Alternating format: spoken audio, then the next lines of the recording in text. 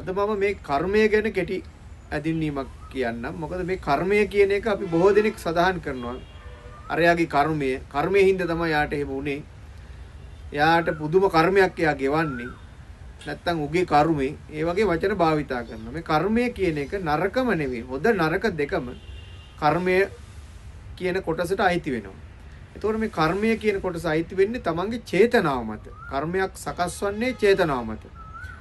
අපි බොහෝ දෙනෙක් අහලා තියෙනවා චේතනාහම් භික්කවේ කම්ම වදාමි චේතයිත්වා කම්මං කරෝති කායේන වාචාය මනසං. මේ සිත කය වචනය තුල ඇතිවන්නා වූ චේතනාව මත තමයි මේ කර්මයක් නිර්මාණය වෙන්නේ.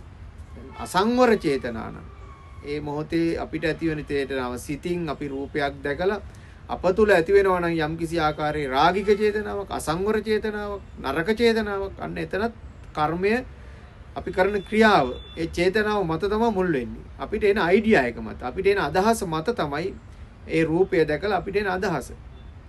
සමහර විට කෙනෙකුට සතෙක් වැටිලා ඉන්නවා දැක්කම මේ සතාට වතුර ටිකක් දෙන්න හිතෙනවා. තව කෙනෙකුට වෙන්න පුළුවන් ඒ සතාව අරගෙන ගිහිල්ලා මරලා කණ්ඩ උයලා කණ්ඩත් හිතෙනවා. ආවෙක් වගේ නම්. ඉතින් ඒ වගේ ඒ චේතනාව ඇති වෙන විදිය පුද්ගලයාට වෙනස්. නමුත් මේ කර්මපතේ අචින්ත්‍යයි කියලා ලෞතර බුදු පියාණන් වහන්සේ දේශනා කරලා තියෙනවා. කර්ම විශේෂ මේ කර්මපතේ අචින්ත්‍යයි කියලා කියන්නේ මේක ගණනය කරන්න බෑ. මෙන්න මේ රාමුවට අයිති, මෙන්න මේ කුලකයට අයිති, මෙන්න මේ නියතියට අයිති, මේ රාමුවේ මේ සර්කල් එකට අයිති කියලා අපිට කියන්න බෑ. ඉතින් ඒක නිසා තමයි මේ කර්මය මත අපි ගත්තාම තමන් වපුරපු දේ පෙර භවවලදී තමන් කරපු දේ වෙන්න පුළුවන්, මේ භවයේ කරපු දේ වෙන්න පුළුවන්. ඒක තමන්ට හොඳ විදියට එන වෙලාවල් තියෙනවා. සමහර පවුල්, සමහර පිරිස් අපි දකිනවා කිසිම ලෙඩ රෝගයක් නැහැ, අකල් මරණයක් නැහැ. එතකොට සුභෝගභෝගී ජීවිත ලැබිලා තියෙනවා. ශාරීරිය ලස්සනයි. අන් අය අතරේ ආකර්ශනීයයි, කැපී පේනවා. පවුල් ජීවිත ලස්සනයි. පවුල් ජීවිත බිදිලා නැහැ. එතකොට දරුවෝ දෙමාපියන්ට විරුද්ධ නැහැ. දරුවන්ගේ අධ්‍යාපන කටයුතු කරගෙන බොහොම ඩැමේජ් එකක් නැතුව ලස්සනට යන ෆැමිලිස් තියෙනවා. ලස්සනට ගත කරන පවුල් තියෙනවා. පින්දහම් කරනවා. ඒ කට්ටිය මේ සංසාරේ පුරුද්ද, සංසාරේ කරපු වපුරපු දේ සංසාරේ පින්දහම් කරලා තියෙනවා, දානමාන දීලා තියෙනවා, යහපත් ආකාරයෙන් ජීවත් වෙලා තියෙනවා. අන්න ඒක ඊළඟ ආත්මයට මේ සංසාරයේ කියන එක අපි ආත්මයෙන් ආත්මයට අපි බැදෙනවා. බැදෙන දේ තමයි අපි අරන් යන්නේ. ඉතින් යහපත් දේ කරපු කෙනාට, යහපත් දේ වපුරපු කෙනාට යහපත් දේ අස්සන්නක් නෙලා ගන්න පුළුවන්.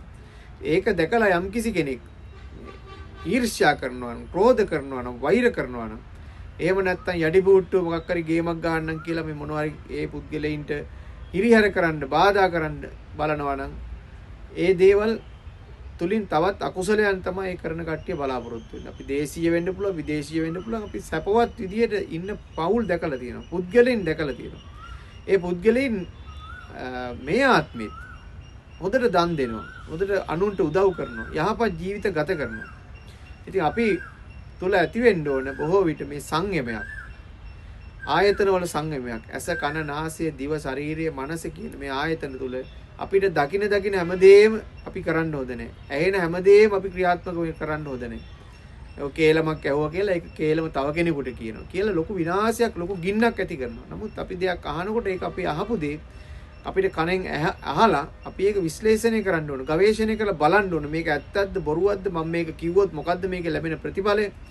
එතකොට ওই දේශසහගත සිතුවිලි ශාරීරිය පිනවීම වුණත් අපිට අනවශ්‍ය විදියට අපි ශාරීරිය පිනවන්න යන්න හොඳ නැහැ. මේ මනසෙන් වුණත් අපි ඕනකට වැඩිය හිතන්න ගන්නවා නම් එක එක දේවල් අපිට නානාවිධ සිතුවිලි අපි තුළ ඇති කර ගන්නවා නම් ඒ දේවල් වල අවසානයේ දුකක්.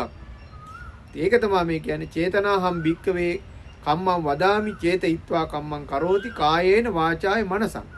අපි සීලයක් කියලා කියන්නේ. ඒක සුදු වැදගෙන පන්සලකට ගිහිල්ලා සීල් රැකීමක් නෙවෙයි. නමුත් අපි තුල තිබෙනා වූ කන්ට්‍රෝල් එකක්. අපිට දකින හැමදේම, හිතෙන හැමදේම අපිට කරන්න බෑ. නමුත් අපේ ධර්මයක් තියෙනවා. ධර්මයට අනුව ධර්මානුකූලව අපි බලනවා මේ දේ කරොත් කරන එක හොඳද නරකද. ඒක තුල තමයි මේ ධර්මයක් දීලා තියෙන්නේ. මේ ධර්මයට අනුව විශ්ලේෂණය කරලා, ධර්මයට අනුව සංසන්දනය කරලා ධර්මානුකූලව ජීවත් වෙන කෙනාට මේ කර්මපතේ ලස්සනයි. එතන තමයි මේ නිර්වාණය දකින්නේ. නිර්වාණයට යන පාර දකින්නේ. සෝවාන් වැනි ඵලවලට යන මාර්ගය දකින්නේ මේ කර්මපතේ ගැන තමන් විසින් සිදු කරන්නා වූ ක්‍රියාවන් ගැන බුද්ධිමත්ව ධර්මානුකූලව විශ්ලේෂණය කරලා බලන කෙනාට. ලෞතර බුදු පියාණන් වහන්සේලා දේශනා කළා තියෙනවා. සබ්බ පාපස්ස අකරණං කුසලස්ස උපසම්පදා සචිත්ත පරියෝදපණං ඒතම් බුද්ධානුශාසනං. සබ්බ පාපස්ස සියලු පාපයන්ගේ වළකින්නේ. කුසලස්ස උපසම්පදා කුසල් පුරුවන් තරම් වැඩි කරගන්න. ඒක තමයි බුදුන්ගේ දේශනාව. ඉතින් ඒක නිසා අපි අද සමාජයේ ගත්තාම අපිට දකින්න තියෙන්නේ ඇස දැක්කත් පාපී සිතුවිලි. රූප දකින්නේ. සුවද දැක්කත් ඒකත් අපි අපේ හැඟීම් ඇවිස්සීලා අපි විනාශ කරන රූප සුවදවල්. ඒ කෑම වුණත් ඒ ඕනට වැඩිය ලොල් වෙලා ඒ කෑම තුලින්ම මැරෙන මිනිස්සු ඉන්නවා කාලම. එක එක විස වර්ග. බීම නම් ඒ බීලම මැරෙන කොටසක් ඉන්නවා. ශාරීරිය පිනවන්න ගිහිල්ලා අපිට ඕන තරම් ඇහෙන්න ලැබෙනවා මේ ශාරීරිය පිනවන්න ගිහිල්ලා විපත් වලටපත් වෙනවා. ඉතින් ඒ දේවල්. මනසත් ඒ වගේ. මේ මනසට එන සිතුවිලි නිසා තමයි මිනිස්සු නරක සිතුවිලි සිතට අරගෙන තමයි මිනිස්සු මේ සමාජය තුල විවිධ විෂමාචාර දේවල් සිදු කරන්නේ. මේ සිතුවිලි වල පාලනයක් නැති බව. ඉතින් මේ ආයතන වල පාලනයක් තියෙන්න ඕන. ආයතන වල පාලනයත් එක්ක අප විසින් සිදු කර ගන්නා වූ යහපත් දේවල්, යහපත් කුසලානිසංසයන්, යහපත් කර්මයන් සිදු කරන්නා වූ යහපත් දේ තමයි අපිට අරන් යන්න තියෙන්නේ. බොහෝ දෙනෙක් කියන දෙයක් තමයි එලවක් නැහැ, පරලොවක් නැහැ, කාලා බීලා විනෝද වෙමු, අපි සතුටින් ඉමු වර්තමානයේ කියලා. නමුත් වර්තමානයේ සතුටින් ඉන්න. නමුත් අපි ධර්මානුකූලව අපි ජීවත් වෙනකොට අපි අනාගතේ අපි දිව්‍ය ලෝක ගැන හිතනවාටත් වැඩිය වර්තමානයේ දිව්‍ය ලෝක වල යන්න කලින් අපි වර්තමානයේ යහපත්ව ජීවත් වෙන්න ඕනේ. එලවක් නැහැ, පරලොවක් නැහැ කියලා තමන් විනාශ වෙනවට වඩා අද දවස කාලා බීලා විනෝද වෙලා සතුටු වෙලා අද සතුටින් ඉමු කියන මතයට වඩා තමන්ගේ ලයිෆ් එක තුල උද ප්ලෑන් එකක් ඇති කරගෙන සලස්මක් ඇති කරගෙන ධර්මානුකූලව ජීවිතයක් ගත කරමින් අන් අයට මේ ඊර්ෂ්‍යා, ක්‍රෝධ, වෛර කියන කෙලෙසුන් ඉවත් කරගෙන මෛත්‍රියේ, කරුණා, මුදිතා කියන මේ අපි තුල තිබෙනා වූ යහපත් ගතිගුණ, නියම human qualities, මනුස්ස ගතිගුණ ඇති කරගෙන ඒ කරුණ තුල ජීවත් වෙන කෙනාට මේ භවයේම මේ තමන් ගත කරන්නා වූ ජීවිතේම දිව්‍ය ලෝකයක් කරගන්න පුළුවන්. ඉතින් ඒ වගේ සතුටින් ජීවත් වෙන පෞල් දිහා බලලා ඊර්ෂ්‍යා කරන්න එපා. එහෙම සතුටින් ඉන්න කෙනෙක්, ලස්සනට ඉන්න කෙනෙක්, යහපත්ව ඉන්න කෙනෙක් දිහා බලලා ඊර්ෂ්‍යා කරන, වෛර කරන, ක්‍රෝධ කරන ඒ වගේ සිතුවිලි ඇති කරගන්න එපා. තමන් යහපත් දේ කරා නම් ඒක තමන්ට ලැබෙනවා. ඒක අතීතයේ තමන් කරපු දෙයක් වෙන්න පුළුවන්, වර්තමානයේ කරපු දෙයක් වෙන්න පුළුවන්. මේ මොහොතේ වුණත් තමන් යහපත් දෙයක් කරනවා නම්, යහපත් සිතුවිල්ලක් මත ජීවත් වෙනවා නම්, ඒ සිතුවිල්ලක් මත ජීවත් වෙන කෙනාට යහපත් ප්‍රතිඵලයක් තමයි ලැබෙන්නේ.